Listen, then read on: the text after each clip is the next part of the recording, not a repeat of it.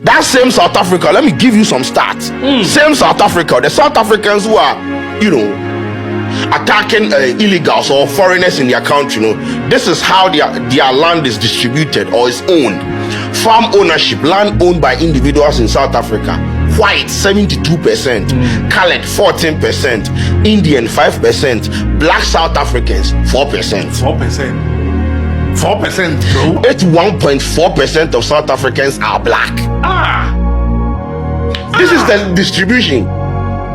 Now, I'm not telling you to go and face anybody or go and do anything. But if there is a systemic problem, you are fighting the wrong fight.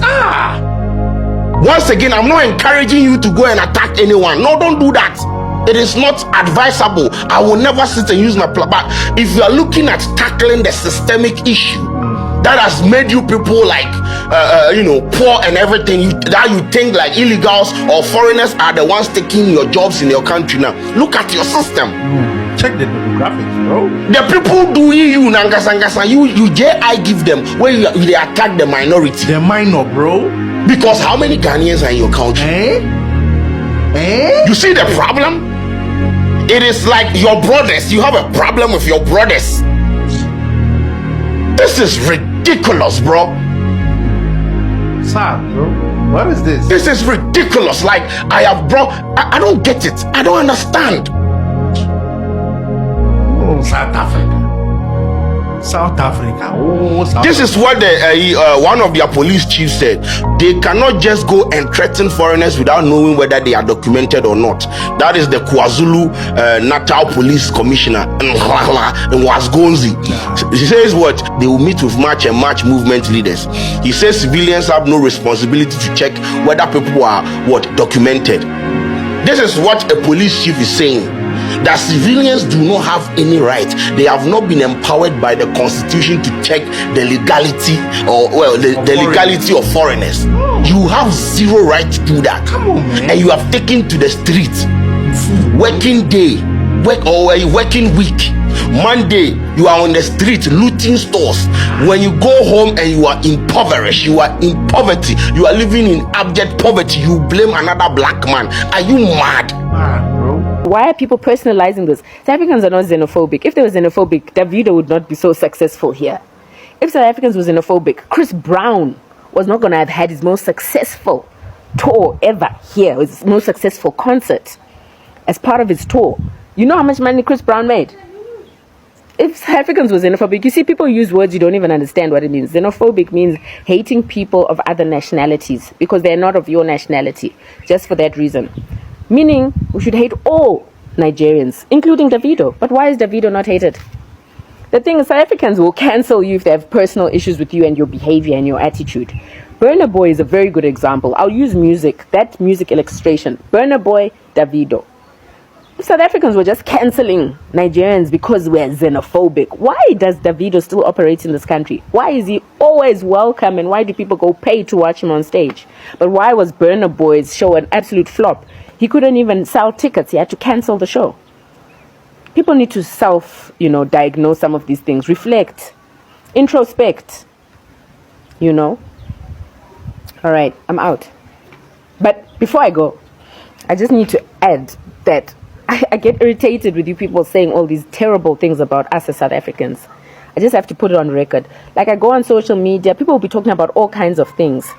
Was it yesterday or day before, Wodemaya put a post, tag someone from another African country and say, I love you. You don't know how many comments were like, should we write South Africans too? Should we tag South Africans? Why would we tag a South African? Like, that is so childish.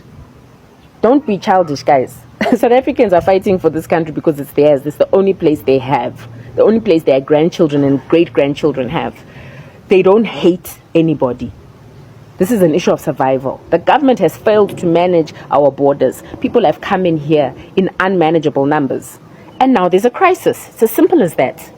And you cannot blame the South African public for fighting for public services that belong to them. The government schools, the government hospitals, all these services belong to South Africans. These people have been paying tax for these things. You know what I mean? Even some who are unemployed right now, at some point they may have been employed and they were contributing. They were taxpayers at that point. Go home. You heard me well. Go home. Go home. pack your bags and go. We don't need you here. We don't need you, okay? Go home. Coming from same African person, it is heartbreaking. It is sincerely heartbreaking to hear and watch a video of an African person being chased, being attacked, and forced to leave a country that is part of Africa. I watched a video of a lady asking a Ghanaian man to leave South Africa, to go back home, to go and fix his country. I don't even blame that lady. I have 100% understanding of what that lady actually means. Because tell me one good reason, as a Nigerian, I will leave my country if my country leaders are actually functioning properly. There are good, well-paid job opportunities. There are good quality healthcare services in my country. I will leave Nigeria and go to South Africa. To do what? Mind you, I don't even have any business. I have never in my mind had South Africa as a plan. I've never planned to go there. So whatever thing I'm saying here now is based on what I've been watching in so many videos. Because I keep asking myself the same question. Why is your anger directed to black foreigners? Because it is more confusing. It's even more confusing because South Africa is a home. It's still a home for white foreigners. Because tell me why you will have white foreigners in your place, in your home, and you say that the foreigners are the ones that are responsible for crime, that are responsible for drug trafficking, that are responsible for immoral behaviors in your country.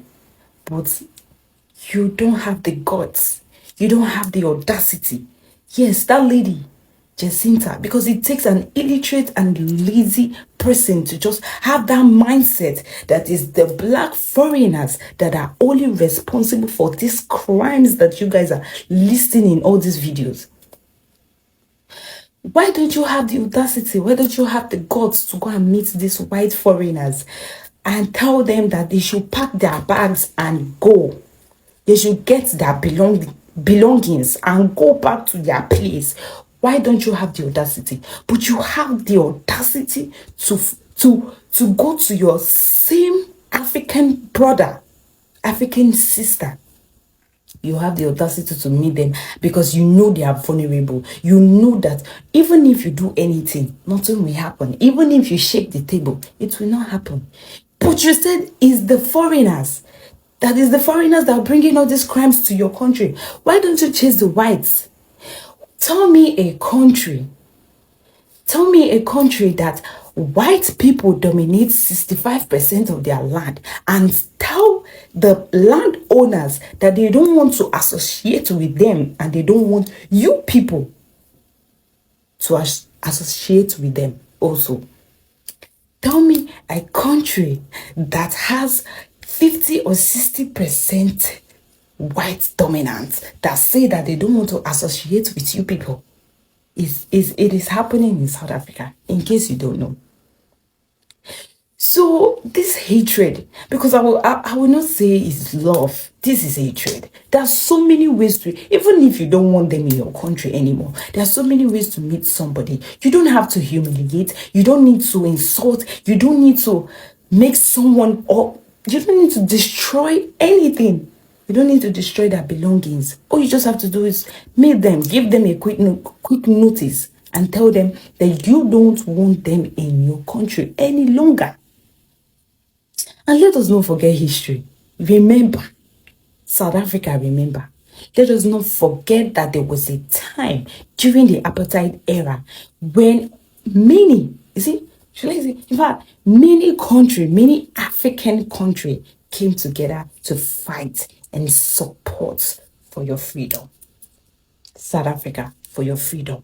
And coming to also know that Nigeria donated millions of dollars so that you can have this freedom that you have.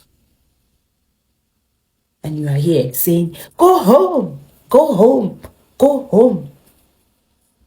If my own brother can actually tell me to go home, why can't you tell a white foreigner to also go home? Why?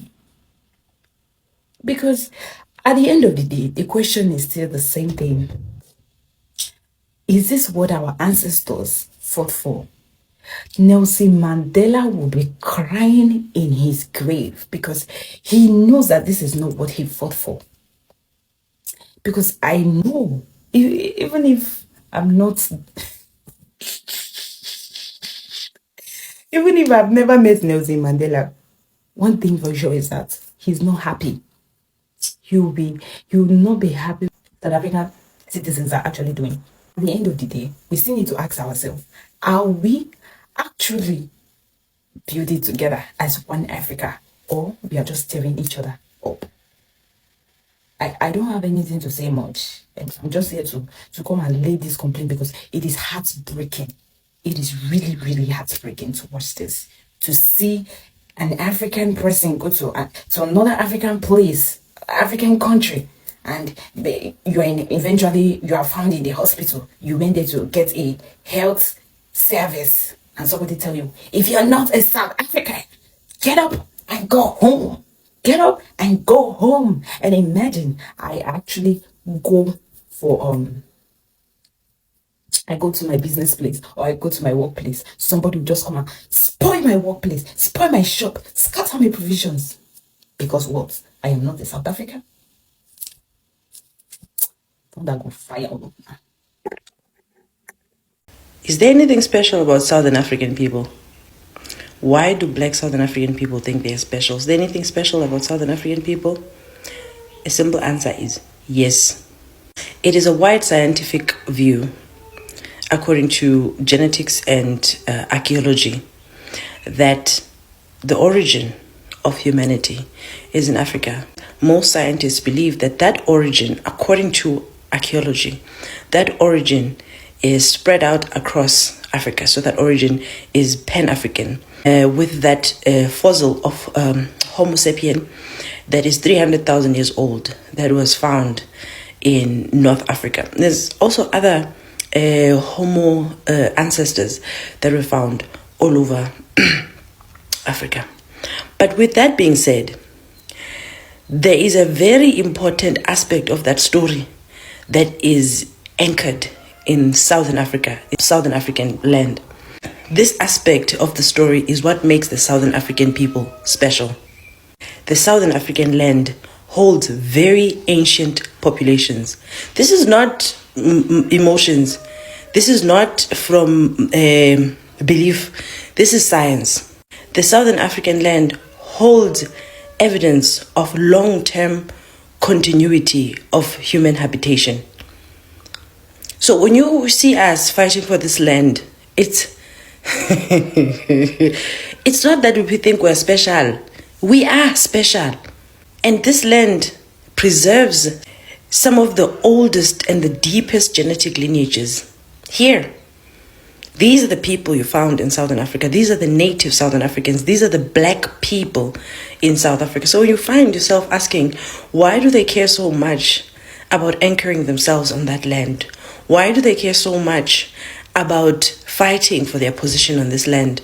Why did they care? Why did their ancestors care so much to preserve themselves from annihilation? It is because of these three facts. The Southern African people carry the oldest mitochondrial DNA amongst humans, the deepest surviving maternal lineages in ancient history. We are old. We have been on earth. We have been on this land forever. Never moved. We have been when you look at our genetics, you see a people who have inhabited a land for a long time, and our genetic lineages show this habitation was never broken. We've been here. When everybody left, we remained here. We stayed here. We know this place. Are we special, therefore?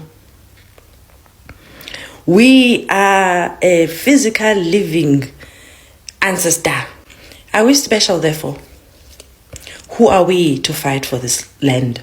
Who are we to fight for this planet? Would we not know this planet better than anyone else? Do we not vibrate at the same rhythm? We are special.